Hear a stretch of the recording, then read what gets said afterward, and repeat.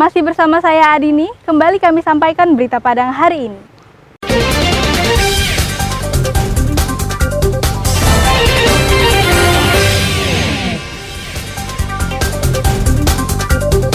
Saat nonton bareng Piala Dunia, pencuri di Padang Pariaman bawa kabur sepeda motor teman barunya. Seorang kakek ditangkap polisi karena mencabuli 3 bocah. Petugas merazia tempat hiburan dan kedai penjual minuman keras.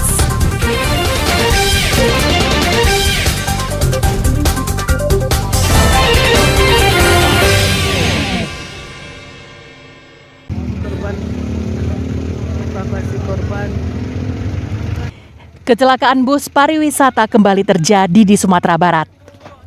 Kali ini menimpa rombongan pelajar MTSN 7 Agam pada Kamis siang di daerah Kota Baru, Tanah Datar, sekitar 15 km dari Bukit Tinggi. Akibat kecelakaan itu, 3 buah rumah rusak parah dan beberapa orang terluka. Peristiwa itu terjadi saat bus yang melaju dari arah Bukit Tinggi tak bisa dikendalikan sopir dan menabrak 3 buah rumah yang ada di sisi jalan. Selain rumah, bus juga menabrak 2 pejalan kaki. Sedangkan 42 penumpangnya selamat. Menurut saksi mata, ia bersama rekannya Asrul tengah memperbaiki sepeda motor di bengkel. Tiba-tiba bus pariwisata datang dari arah Bukit Tinggi dengan kecepatan tinggi hingga berhenti setelah menabrak 3 rumah.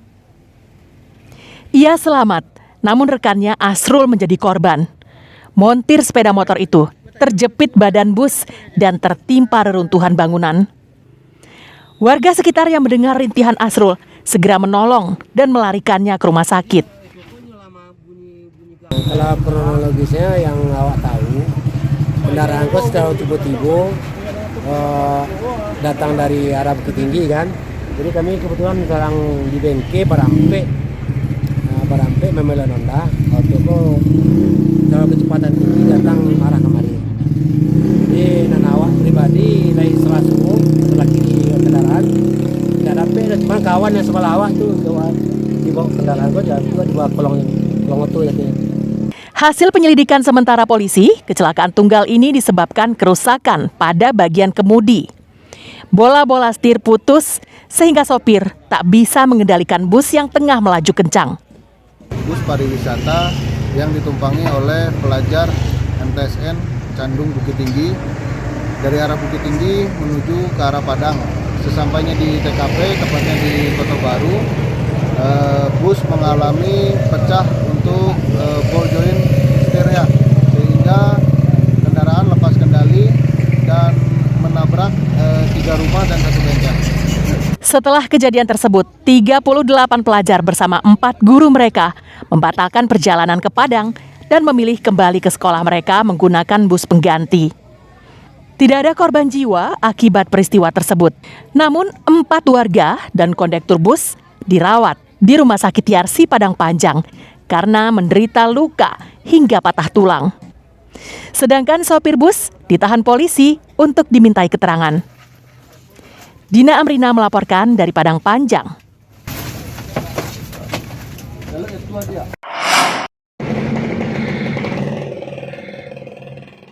Robi, tersangka pencurian kendaraan bermotor, ditangkap polisi di daerah Nareh, Kota Pariaman.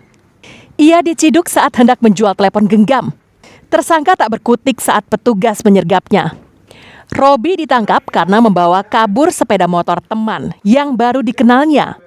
Modusnya, Robi mengajak korbannya menonton pertandingan Piala Dunia di sebuah kafe di daerah Lubuk Alung.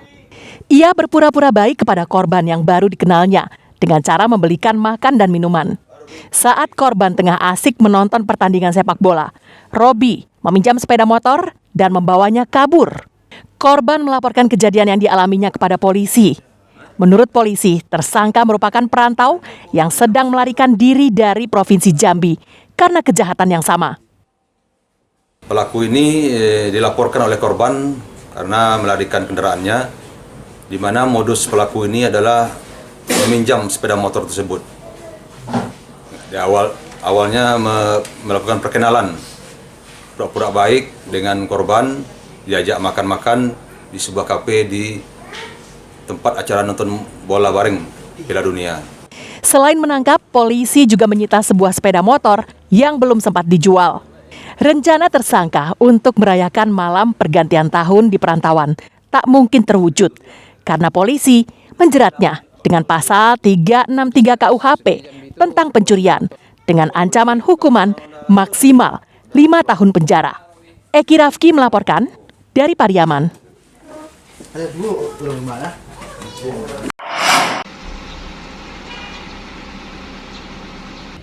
Tim Opsnal Reskrim Polres Bukit Tinggi langsung memeriksa EM, warga Jorong Pauh, Nagari Kamang Mudia Agam, yang telah mencabuli 3 anak.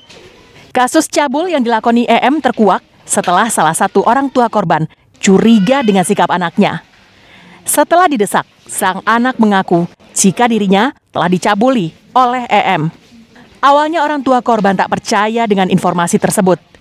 Namun setelah diperiksa dokter, barulah orang tuanya sadar jika EM, pria tua yang dihormati di kampungnya, ternyata berkelakuan bejat.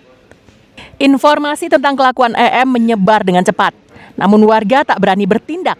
Tapi keberanian warga muncul setelah diketahui jika EM telah mencabuli 3 anak-anak di kampung itu yang berusia 4 tahun, 6, dan 8 tahun. Keluarga EM yang malu dengan peristiwa itu menyerahkan kakek 70 tahun ini ke polisi. Dalam pemeriksaan terungkap, saat melancarkan aksinya, EM mengiming-imingi korbannya dengan permen dan uang. Saat korban terpedaya, EM melancarkan aksinya. Dalam pemeriksaan tersebut juga terungkap jika EM telah malang melintang dalam hal mencabuli anak. 2 tahun lalu, EM baru bebas dari lembaga pemasyarakatan karena kasus yang sama. Nah, namun kami jelaskan juga rekan-rekan media bahwasannya si tersangka ini pernah juga divonis atau dihukum dengan perkara yang sama. Dengan perkara yang sama itu si tersangka lupa sekitar tahun 2015-an dan diancam hukuman 7 tahun namun dijalani oleh si tersangka selama 4 tahun. Hingga saat ini polisi masih memeriksa pelaku dan meminta keterangan sejumlah saksi. Polisi curiga korban EM bukan hanya 3 orang seperti yang dilaporkan. Dina Amrina melaporkan dari Bukit Tinggi.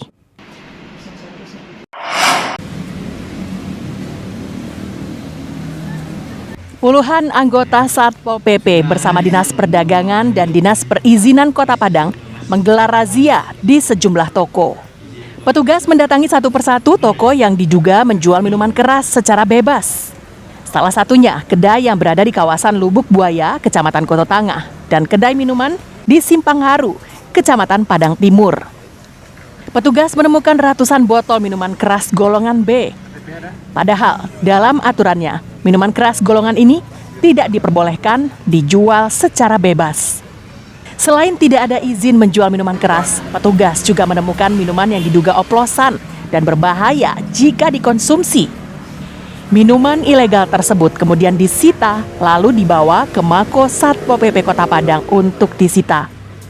Ada lebih kurang ratusan botol minuman keras yang kita amankan di beberapa tempat penjualan minuman keras yang setelah kita cek ternyata mereka tidak memiliki izin, baik itu izin berusaha ataupun izin menjual minuman keras.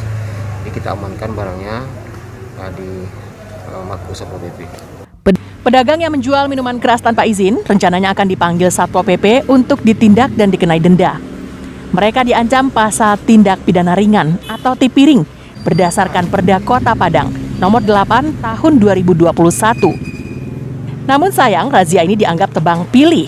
Pasalnya sebuah toko yang telah dikenal lama menjual minuman keras di daerah Pecinan Kota Padang justru tak pernah sekalipun tersentuh razia. Padahal kedai-kedai yang menjual minuman beralkohol yang ada di Padang justru membelinya dari toko di daerah Pecinan tersebut. Alfi melaporkan dari Padang.